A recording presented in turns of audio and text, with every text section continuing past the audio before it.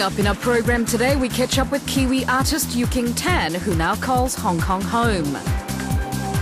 And we find out how Hong Kong has changed after 11 years under Chinese rule. And a first-time feature film gets chosen for the Swiss Film and Video Festival, and it only costs $1,300.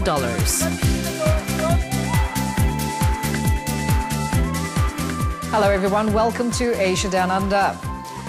One of the biggest issues for migrant children in New Zealand is one of identity. A conference was held last weekend in Auckland to explore what it means to be young Korean Kiwis. Karen Bree was there to find out if Kimchi and Marmite could be merged.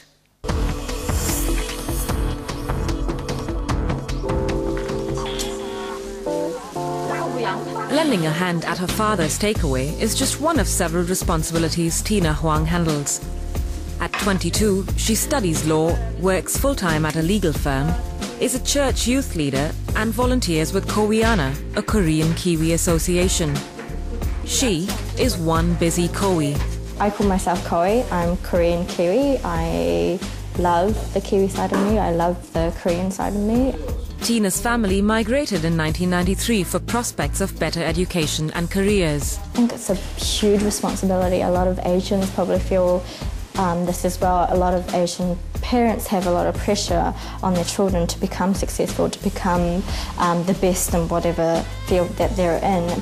Sometimes at first I was very resentful to them, saying I didn't choose to come here, I didn't tell you to sacrifice that much for me, Growing up, I felt that I wasn't exactly one with the Kiwis, I wasn't one with the Koreans, I didn't fit in right.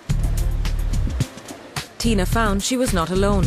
She reached out to find other Kowis and joined hands to organize the first conference on the delicate but complex subject of their identity. The purpose of the conference is going to be a long-term purpose in the sense that it's going to be about celebration of our identities, whether that be dual cultural identity or multicultural, etc.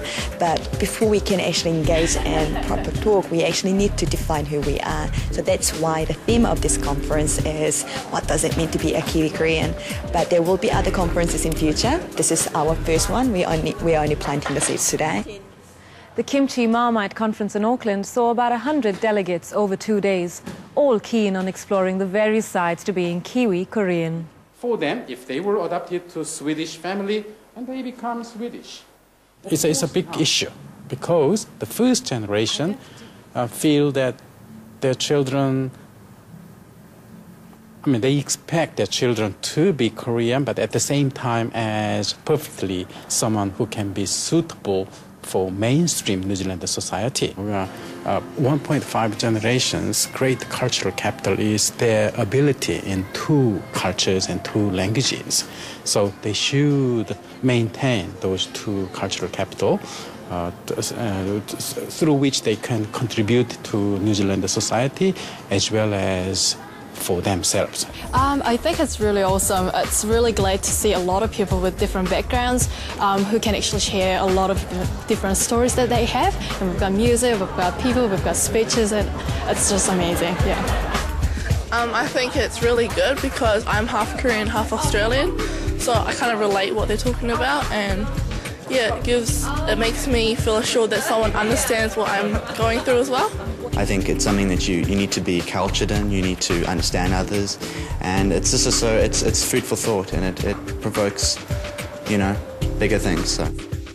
A true sense of belonging is fundamental to youth of any culture, even more so for the children of migrants.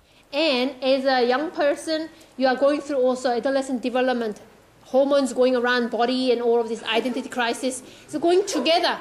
And I hope from this country that these people will get a lot more support from the community. Once they are well settled here and supported, there will be treasure because they have a lot of different assets they are bringing.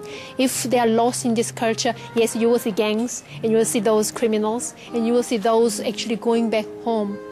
I think the importance of this conference is opening the door, helping them to search and finding exactly who you are for each individual.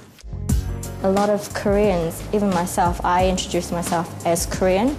I would never say I'm a Korean New Zealander, but that's who I am. And to actually raise that issue and to be able to celebrate it and not be ashamed or afraid to say, I'm proud of being Kiwi, I'm proud of being Korean.